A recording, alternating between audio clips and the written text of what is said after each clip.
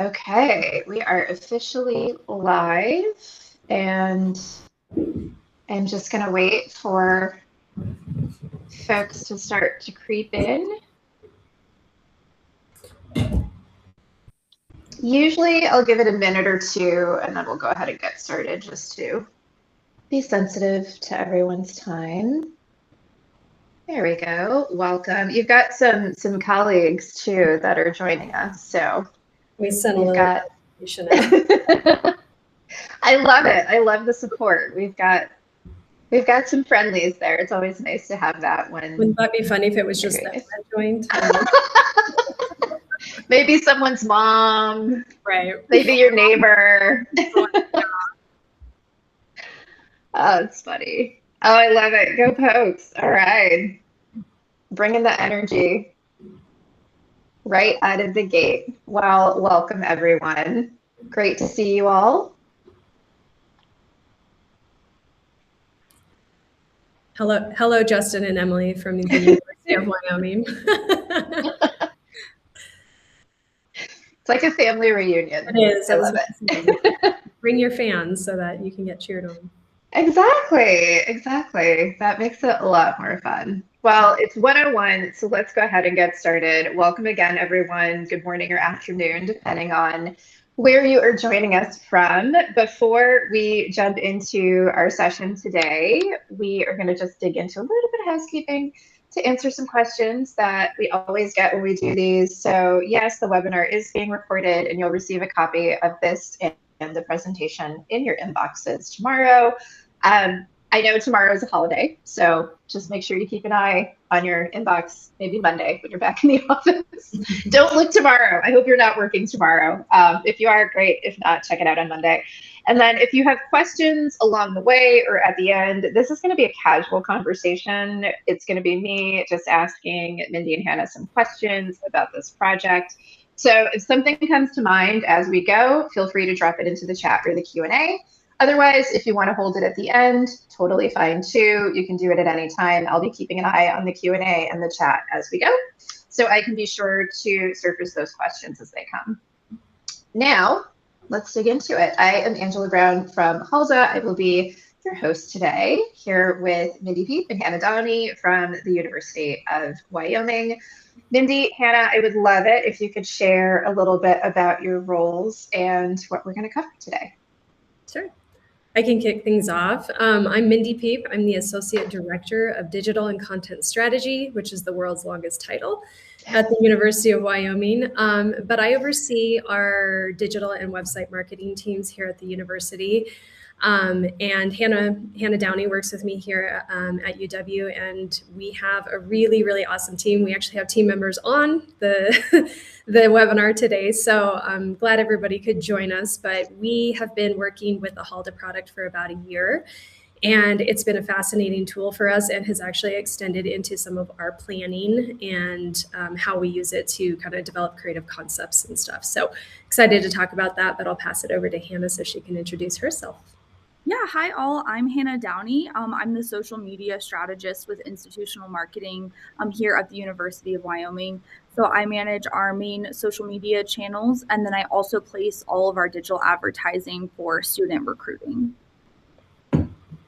Those are some big jobs. Thank you, ladies. Let's get into it. Okay, so this first question is for both of you. Before this project, talk to us about how you were briefing your creative team on audience targeting and what you thought was missing. Sure. So I think one of the biggest things that's important to note here is that the University of Wyoming, we might not be like the only ones doing this, but I do think that we're fairly unique in that we do all of our creative, all of our strategy, all of our media buys digitally and traditionally in-house. So it's a big task. We have been doing that, I think, since 2021, right after the pandemic. Hannah started with us as an intern, and she's grown her knowledge, and now she's like an expert in that placement. And so I come from a background of working with agencies and at agencies. And so I've seen kind of like that magic behind the scenes where, from a client's perspective, like you give them all the information and then they come back with this like amazing concept. It's one of my favorite things in marketing where you get to see the concept and you get chills. But everything that goes into that between like point A to point Z is a lot. And so in-house teams like ours, we have a really big challenge to do that, in that, Hannah has to facilitate things. She has to research things. And then we have to jump over to the creative brainstorming. And I think that that's one of the things that's been really difficult just in my career in general, is trusting that process of, bringing like a big data set and discussing how last year's campaigns performed, some of those big metrics and KPIs, but then being like, okay, what are your ideas, everybody? And it's not that it's disconnected. Like, don't get me wrong, our creative team has created some amazing, sprints and campaigns for us. But I think one of the hardest parts is like being that facilitator, and then also like getting to the point where you feel like, okay, we're all aligned. We all have like the perfect concept. We're ready to go.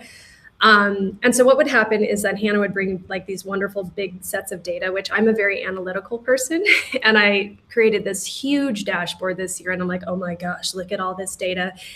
And that's great for me, but from a creative standpoint, and not just the creatives, even Hannah and myself and other team members who are helping to support these campaigns, it can kind of turn into like death by data. And so you can get either super overwhelmed with all the different metrics that go into, creating like an overview of how your campaigns performed, or you can get really fixated on a single metric. So for instance, if we were looking at like a video length and a size or something of that performed well on one channel, but not another channel. And so we're kind of like getting lost in like this, this data set. And so I think one of the things that our processes in the past, and again, they've evolved a lot. That's one of the things that I brought with me from my agency experience is, the different kinds of like facilitation methods and things that really help kick your brainstorm off in the right direction. But one of the things that I think that we've landed on this year, which I'm really excited about, it's very early in the process, is that we didn't take into account like that unique approach of the college journey. We know our audiences. Hannah and I know them by heart. Our creative teams know them, and they have a lot of commonalities, but we weren't thinking about it from like, where are they? And how does that creative message hit them when they're in that exact moment? Because they're going to move through the funnel. Sometimes they might go back in the funnel, it's hard to say. Yeah. So anyway, from my perspective, I'll wrap this up, but from my perspective, like this isn't a brand launch. This isn't a positioning launch. It's basically just a sprint that we'll use in the winter time for our second sprint in our student recruiting efforts. But from my perspective, and working with agencies and working with some really, really talented teams, including this one feels like we're just going to like blow it out of the water. And so again, we can't release it yet because we haven't even released it to students, but maybe that's something we can do in the future and see if we hit the mark and everybody can and vote and see if we did or not. So yeah. And celebrate, hopefully. Yeah, hopefully so celebrate. That's kind of like where we were. It kind of went into what we're doing now, but yeah. So Okay. So this next one's for Hannah. We know that personas are something that have been around for a while. They're not necessarily a novel concept, but what made your old approach feel insufficient? Especially, we talked a lot about remarketing, and we'll come back to that in a little bit, but especially for that work, what made you feel like you needed a change? Yeah, so as Mindy mentioned a bit for the last question, it felt hard to take this data and then turn it into a creative concept. And it felt like there was a huge gap between like, okay, this is all what performed well technically, but how do we apply this to some creative that's going to stand out in the busyness of social media and in people's busy feeds as they're scrolling Google, as they're looking on AI, like what's really going to stand out to them. And that's where I felt like the gap was missing, and where it felt insufficient is how we could take some of the data and performance metrics and use it to influence positive creative concepts moving forward. It also felt hard to make the creative unique to our students. So we're positioned a little bit differently than other universities in the sense that we really promote ourselves on accessibility and affordability. Mm-hmm. So those are very different characteristics than an Ivy League school is going to be using to recruit students. And so it felt like we needed to understand our audience a bit better to understand how those kind of two key ideas played a role in their search journey. And then in terms of remarketing, I know we'll talk about this a bit later, but our remarketing ads are primarily used to touch on parts of the student experience that are hard to share in other ways. So these are all peer-to-peer social media style videos that rely on students sharing about the student experience from their perspective, and hopefully the prospective student is getting to see and connect with that. We also change those ads very frequently, so it required coming up with a lot of topics about what students care about in terms of the student experience. And ultimately in the past, I've just kind of guessed what topics students care about. I've used our interns to rely on what topics students care about, as they're more recent college applicants than me or anyone else on the team. But it felt like we were really just like guessing what students cared about in the journey. And that's where using these personas and exploring the Halda data a lot more in depth allowed us to know that we weren't guessing, and to use a bit of metrics plus real unique student journeys to understand what students were looking for as we're talking about the student experience specifically. That's great. So it sounds like there were a series of light bulb moments where it was like, okay, there is actually a way that we could do this a little bit differently. Not necessarily one big aha, but a series of things where it was like, okay, you know, this isn't quite working. Maybe there's a different way that we can approach this. Yeah. So now we're going to get into the data. So Mindy, talk about how you used Halda to pull the data and what signals you paid the most attention to. Sure. So this was probably one of the most time-intensive parts of the process. And I think we're going to talk a little bit about like what we do differently later in the webinar. But at the time, I don't believe that there was a certain function inside Halda that was available. So not saying this is like what you should do, but it'll kind of give you and like kind of glean a little bit about, you know, how I approached it. And then maybe you can actually use the tools that Halda has to be able to like score your leads and that kind of thing. So when we first started, I actually reached out to our admissions team, who was really, really helpful just in like general for like getting us student data, because they see these students much more closely and much more, you know, from a data perspective than we do. And they found, you know, students who had been admitted, had filled out a Halda form. But when I put those into like the student records tab inside Halda, I wasn't really seeing like a lot of website activity, because, you know, sometimes not everybody interacts with the website in the way that like could actually form like a persona journey for us. And so I kind of had to do some digging, and I literally just started browsing that student tab or that student data tab, filtering out like admitted students. And what I started to kind of see is that not so much a pattern, but like a lack of conformity of like what these students were doing when it comes to like when they apply and what they were doing before and after. And so this is like a really important moment that we kind of like, I just reminded myself like, no, like students don't have like an identical journey. It's not prescriptive, which of course, like that's just college marketing 101, but we kind of forget about it because we are so involved in like the process of like, okay, we need to do financial aid, and then we need to do and then we need to do remarketing. And so that kind of opened my eyes to kind of see like, hey, this is kind of cool. And quite honestly, I didn't really know what I discovered more so than just like, okay, I need to think about this a little bit differently. And so I started to kind of look through some research articles, some blogs from other like higher ed, institutional marketing, things like that. And emotional proof is not my concept. That's not something I came up with. It was something I think I saw in a blog, but I was like, oh yeah, all of these things, all of these moments that this student is experiencing, whether they visited campus from the very beginning or they ended their, you know, journey with a campus visit to decide if they were going to enroll or not, all of those things, all of their website visits, all of the, you know, remarketing ads that Hannah's serving to them to make sure that they're, you know, getting the full experience is that emotional proof, and kind of creates like a feeling of, why should I come here? Is this like completely worth it? So, and just an example on that is like, we discovered one of the personas, which is not probably uncommon for a lot of students, was visiting like the financial aid pages like 50 plus times. I mean, they were in there. Wow. Yeah. And what the audience is about to see is it's kind of a summary more so of, because I couldn't fit it all on one slide.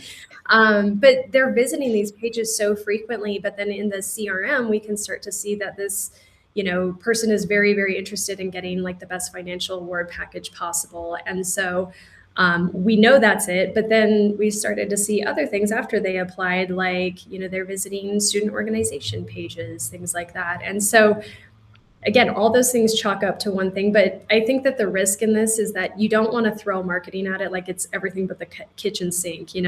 Hannah doesn't give herself enough credit in terms of like coming up with these remarketing topics. Like she's more involved with students than I've seen on anyone on our team. She's on campus, she's out there getting to know people, putting students on social media, but really, like, it kind of feels sometimes like, oh, let's just put it all out there and then something will stick. But this just feels a little bit more intelligent, a little bit more intuitive to their process of getting that emotional proof. So the concept of emotional proof is just such a cool phrase, because I think it really gets to like I know, I wish I could take credit for it too, because it really speaks to, in a way that's much more effective than a lot of the other terms and phrases that we throw around, to the heart of what helps a student to connect with the campus and help them make that decision that this is where I belong. So if you take one thing away from this, take that, everybody. It's great. So one thing that's interesting about this is that you focused on students who were further down in the funnel. So why did you choose this cohort specifically over students who were maybe in a different place? Yeah, I'll take that one too, if that's all right. I guess from the, sorry, backing up a little bit. Again, I didn't know exactly what I was looking for. And so when we started to kind of see like students who had applied or were just inquiries, you're not seeing as much activity. With the application, you can see, their CRM activity. So you can see the date of application and some of like their submissions, the early on stuff. But when they get admitted, that's when things start really moving fast. And so much of the time, I don't know if other people in the audience feel this way, but so much of our time in institutional marketing at UW is we really influence the top of the funnel, because we're trying to get inquiries, we're trying to get leads, we're trying to get people to apply to the university. And it's not like we just hand them off to our admissions team and like, bye, like, good luck. Like, there's still a lot of things that take place after that, but that's our primary goal. But for somebody who's admitted and a little bit further down in the funnel, we can actually see a lot more complete picture of what they're looking at. And what I really like about this, and when I was kind of preparing some notes for this, I really like that we're actually seeing not just like where they're at in that moment in the funnel, but we're seeing everything before it. If they've, become a known visitor on the Halda form. And so you're seeing a snapshot in time that's really, really complete, that you want to be careful that you're not like making generalizations like, oh, this student is only thinking about financial aid, but you really, really get a full picture of where they were in that exact moment. And it's kind of heartwarming to be like, oh my gosh, like this person is spending so much time researching our university and probably other universities as well. And so, I feel like focusing on admitted students is it's kind of a good spot to where like they could go either way. Because once they're admitted, we don't have them yet. There's still several months, and sometimes even, not up to a year, but some of our early, appliers who apply in like July and August, we have to keep them for an entire 12, 13 months before like they're fully enrolled and ready to go at the university. And so there's so much that goes into that. And so I just felt like the admitted student was a little bit more of a key indicator of like who we were targeting, rather than just like the people who are just kind of sampling like, oh, I might look at this page, but I haven't done anything else. So that's great. That's a good perspective, and I think really helpful for people who are thinking about how they might approach this for their own institution from a strategy standpoint. So now we're going to get to the really good stuff, some examples. These are my favorite slides in the entire presentation because they are not mine, they are yours. So Hannah, for you, here we have a look at what a student journey looks like in practice. Can you walk us through what the data showed you, how it connects with what we're seeing on the slide. And also what I think would be helpful for folks is to talk about how Halda fit into the broader toolkit that you were using. Because, I mean, we love Halda. Halda's great. But I'm sure you had some other platforms that were doing some work as well that would be useful for the audience to hear. Yeah, definitely. So, I mean, as Mindy said, I think the biggest, like, when we were all sitting looking at this presentation in our conference room with like 13-ish plus people there, we all kind of had this moment where we were like, oh, yeah, like everybody's journey is not the same, which like, duh. Yeah, of course not. I think when you're trying to like market to the masses and your goal is just to get as many students in the funnel as possible, it's very easy to think that every student is taking the exact same journey and there's nothing unique about it, right? So we think like a student sees our website and then maybe a counselor visits them in, an admissions rep visits their high school, and then they plan a campus visit, and then they apply, and then they look at a scholarship page, and then they look at student orgs, and then they look at the dining halls, and then they confirm. But ultimately what these journeys showed is that that's not necessarily the process that everybody's taking. It may vary. Somebody may apply and then suddenly they're looking at all of the web pages. So they kind of took a risk without even really having a lot of previous information. Or they might fill out a Halda form and that prompts them to apply. Or they might have visited a degree specific page and then that leads them to applications. So it really showed that none of these are linear. So Elena's is like a great representation of how she maybe is a bit more traditional in the sense that she filled out the Halda form first, but in a lot of the journeys that was not the case. Mm-hmm. She applied to the university, so we can assume that maybe the Halda form prompted that first application. Then she was looking at degree specific pages for nursing. Then she was looking at the next steps page and starting to kind of solidify her journey to come with us. Then she visited the apply page again, so that's a question, like if she's already moving forward in the journey, why is she heading back to that page? So I think that was like the most important reminder, is that it's not a linear journey. And that ultimately as marketers, if we can help get them the info conveniently when they're ready for it, that's where we're going to see the most success. So, Halda plays a role in that. Our digital advertising plays a role in that. Our organic social media plays a role in that. Texts and print materials and emails from the admissions team all play roles in that. And so it's about just continuing to offer information that they care about, and they'll find it when it clicks for them and it'll fit into their journey just how it should. So yeah, we used Halda amongst, as Mindy said, our CRM, so that we could get some understanding about them submitting test scores and when they might have applied and if they were an inquiry prior to filling out the Halda form. And so those two pieces working together, Halda, where it has more details about website data and maybe concerns they're expressing in the form itself, plus data from our CRM and some of the other touch points we had with them, culminated to give us a really clear vision about the uniqueness of each student journey. Mm-hmm. Hannah, I really love, sorry to jump in, Angela, but I really love what you said. Totally unrehearsed, by the way. This just came out of Hannah's creative little brain. Love it. Like they'll find it when it's right for them, or something to that effect. Like when they're ready for it, it'll be there.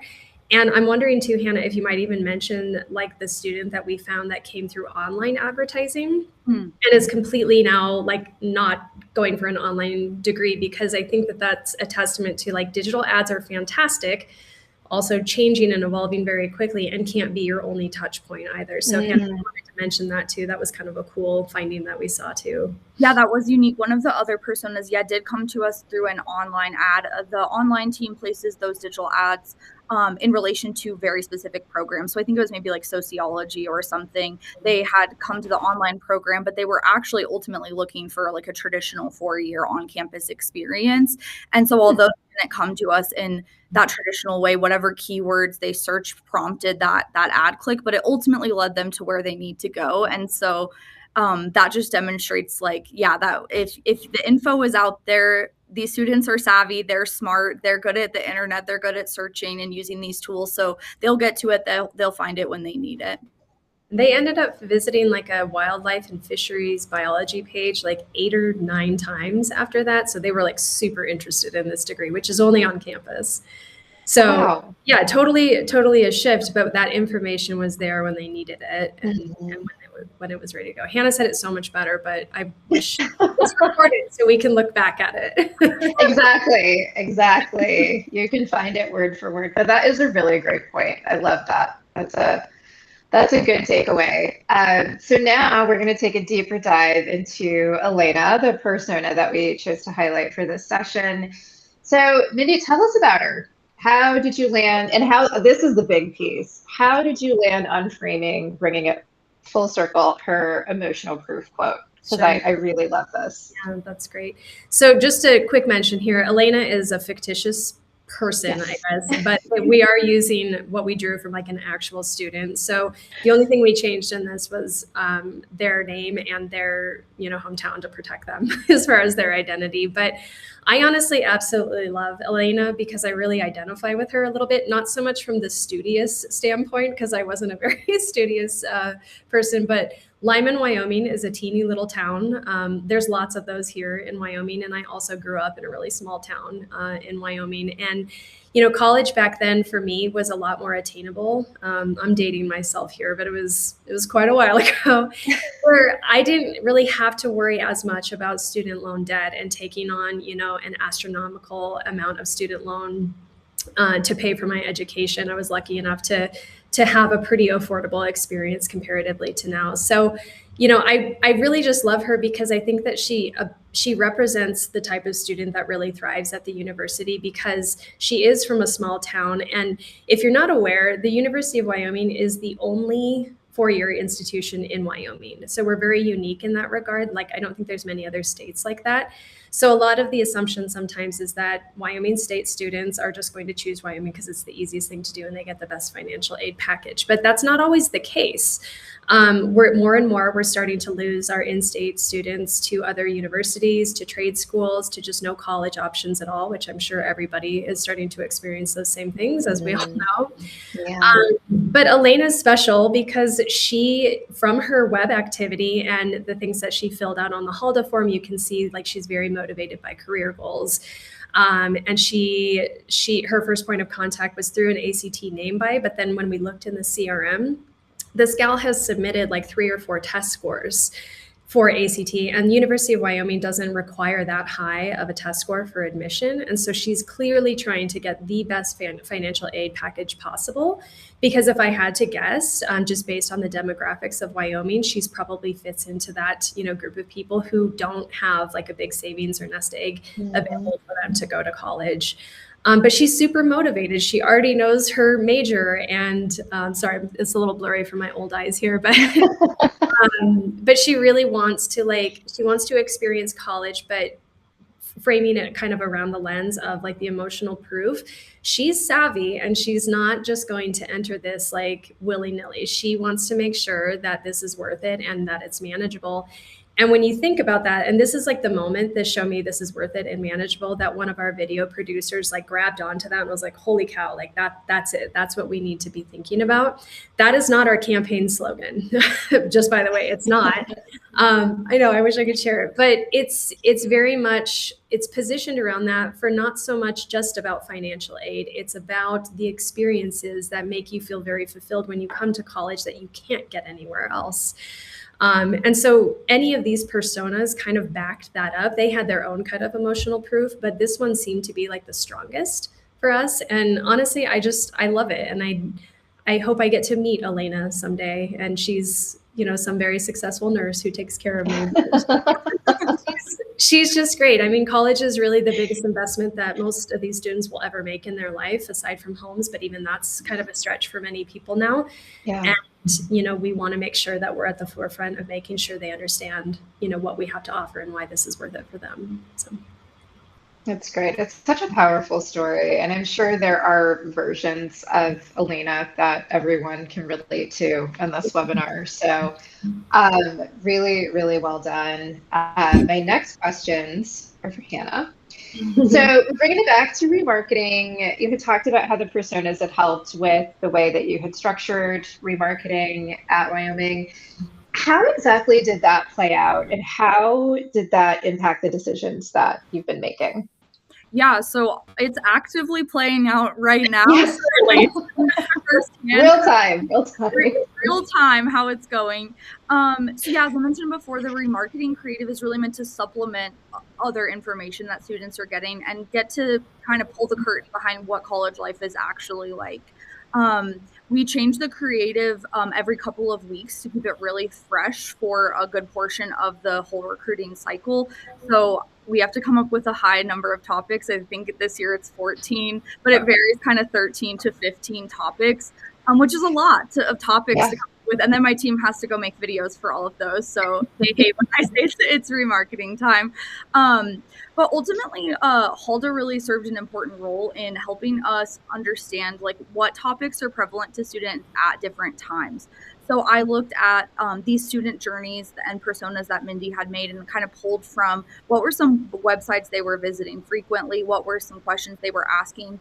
I also used the data tab in Halda to understand what form answers were most common. So on some of the forms that people were filling out, what were they saying were their motivator or worry for attending college?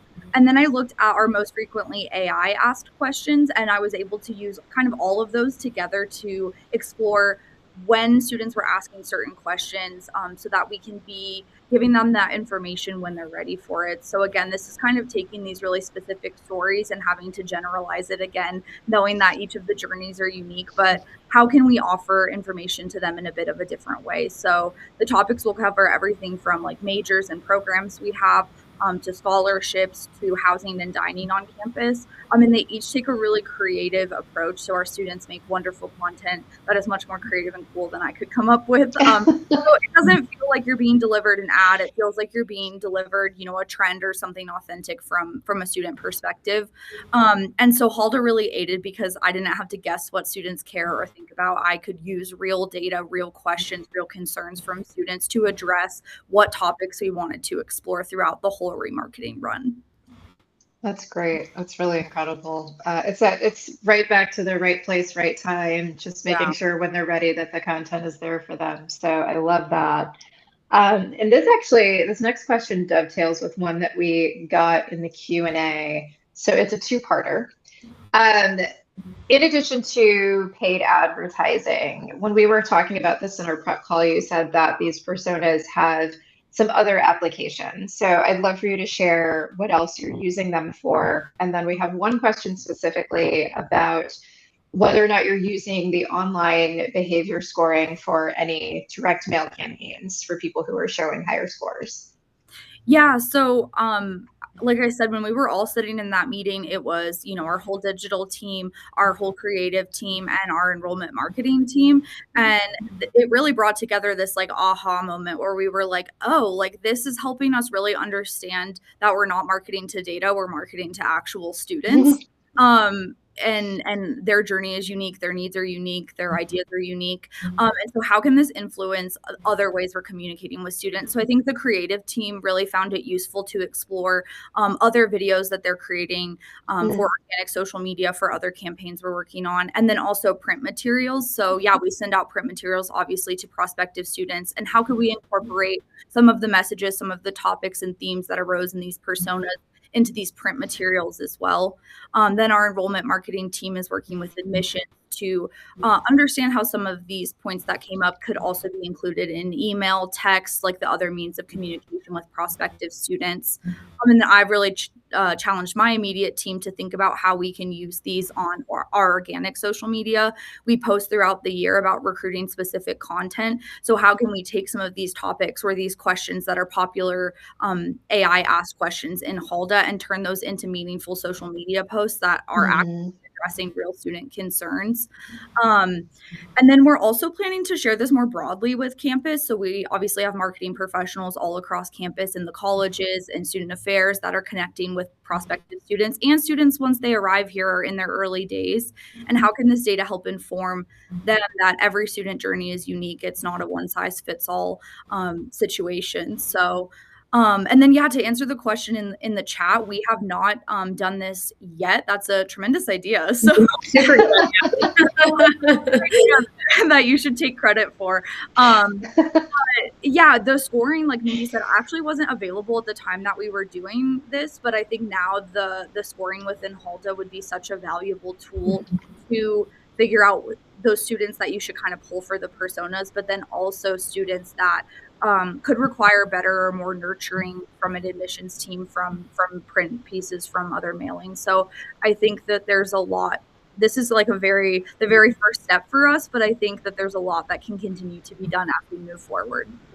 Yeah, there's a lot of opportunity with this. So I personally am excited to see what you all do with this. It's great. So now we're getting into the need to knows for people who might want to try this at home. So I would love to hear, starting with Hannah, what surprised you the most about this process up to this point? I know it's still new, it's early days, but what surprises have jumped out so far? I mean, honestly, for me, and Mindy probably agrees, is like how well it worked. We were at coffee together, a one-on-one check-in, and I was like, yeah, I've been thinking a lot about how we want to brainstorm for our ad meeting. I was like, I really want to try to like work on some better ways to facilitate this. And Mindy and I kind of went back and forth, and this is where this idea of these kind of personas and using Halda data to develop those came from. And we were taking a risk. This was new to us. We were just trying something different, and I think our creative team members who are on here and everyone who was at that meeting would say that it led to a much more fruitful, much more positive, much more like actionable brainstorm than we maybe previously had. I think everyone left with a really similar understanding. There was less misalignment or differences between the different teams and what we thought we wanted to explore. And so I think that really surprised us. And then again, I know we mentioned it so many times, but I feel like we have to keep this at the forefront that each student is so unique and the journey is the same. So that again surprised me, and will continue to think about it because it's really important to remember. I love that. Mindy, any surprises for you?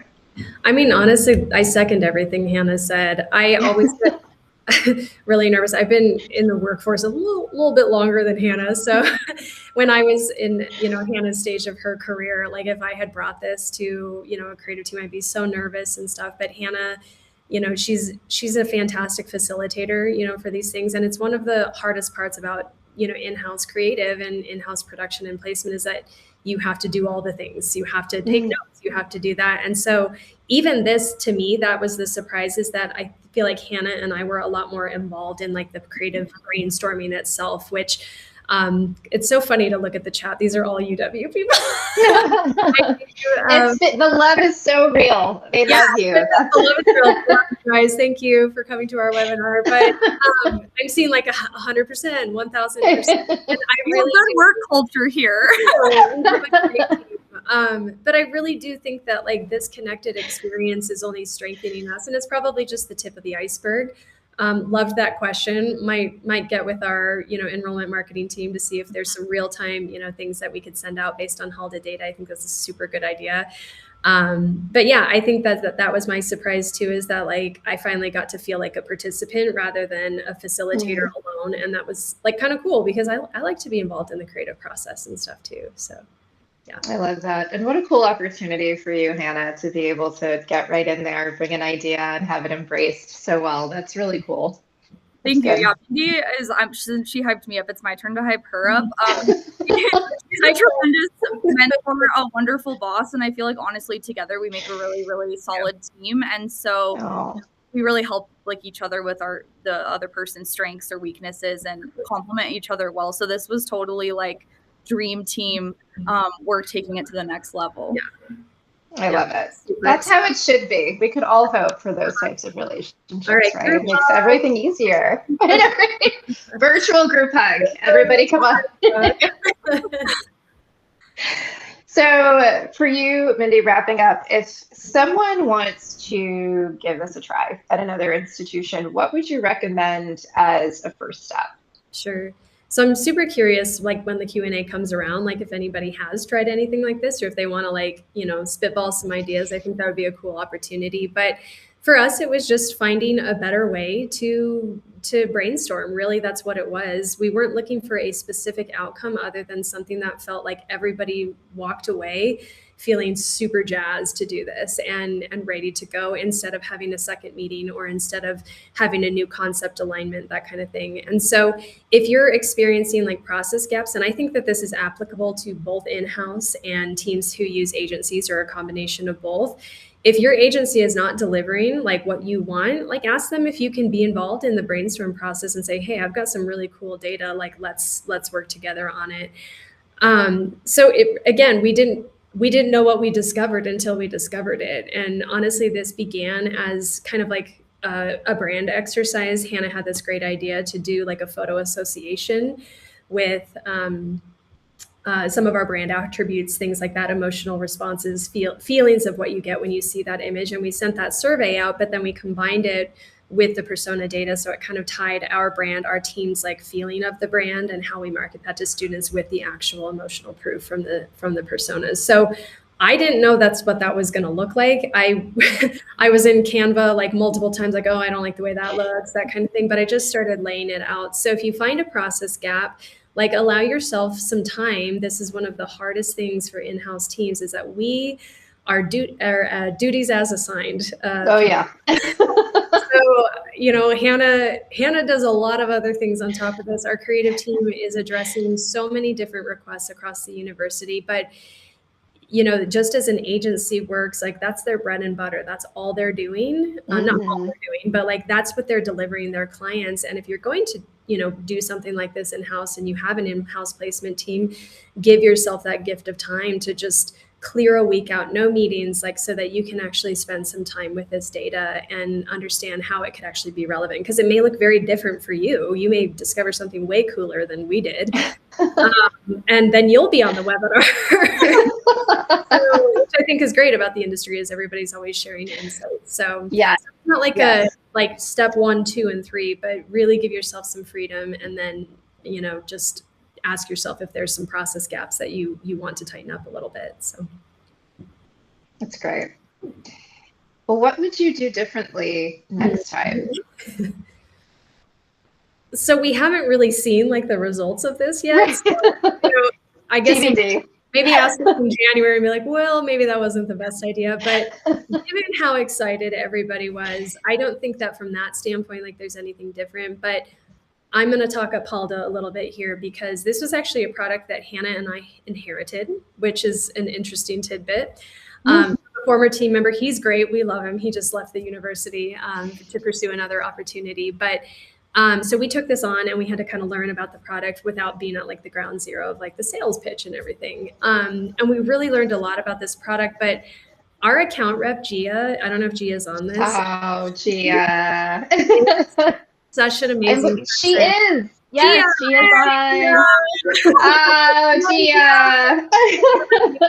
But I think that just, meeting you, Angela, and meeting the rest of the folks at Halda, Hannah had some time to interface with some of them at AMA last year in DC. So everybody, this is like a very technology forward company. And they want to see you succeed. And I would say that Gia is probably one of the only reps that we work with from a vendor relationship that is constant, like coming up with more ideas than we are. She's like, let's do this. Like, let's have these ideas, let's come up with this form. And I almost feel like I'm not keeping up. I don't want to let Gia down. But sorry, just to hype up Gia and Halda. But really, I mean, if I had probably approached Gia and said like, hey, I'm thinking about doing this thing with Hannah, what are some of your ideas? She would have been like, I have a solution immediately. And, she would have figured it out. And it turns out that like the web scoring, is that what it's called? I can't remember what it's called. Engagement scoring. Yeah. Yeah. So that had not yet been released. So like we were right before it, like probably within a few weeks. So, but maybe there could have been like some beta testing or something like that, to where I could have saved myself like an hour and a half of time going. But I will say that experience just helped me get closer to like the student journey, get closer to the student data. But I feel like what we had is really great, but probably with Gia's help, it probably would have been like 10 times better, you know? So, so use your reps. That could really, you know, help out with your resources. And if you're not a Halda customer and you're thinking about one, just saying it's pretty good. It's pretty good. So I love that. That's really incredible. And Gia is a star. Every single one of Gia's partners just sings her praises and gives her all the flowers. So I love seeing Gia get some love on the webinar. And now we are ready for our open Q&A. So if folks have questions they've been holding for the end, now is the time to drop them into the chat or Q&A. I'll give it a couple minutes. And if people are quiet and ready to start their long weekends, we will let them do that and wrap up.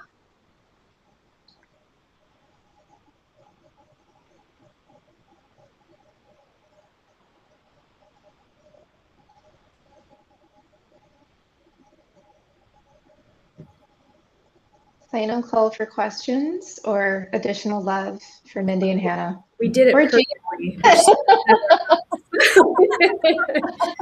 questions at all. Perfect. We've got a thank you from Darren. You're very welcome. Thanks for joining us. Oh, there we go. Yes, there we go. Thank you. Love for our presenters. Amazing. Amazing. This is why I love this industry. Everyone's just cheering each other on in the trenches. Well, thanks again to everyone who joined us today. As I mentioned earlier, you will receive a copy of the recording for the webinar and the slides in your inboxes tomorrow. I hope you will not be working and you will look at them on Monday, but we appreciate you, and stay tuned for our next webinar in July when we will be talking more about AI search and some big changes that Google has made that's making things a little bit harder for us, but we're here for you. We're teaming up with Manifera to help you get through it. So stay tuned and keep an eye out for that. Mindy, Hannah, thanks again. We appreciate you both. Thank you so much. Thank you, Angela. Appreciate your time. All right. And everybody else. Bye, everyone. Have a great weekend.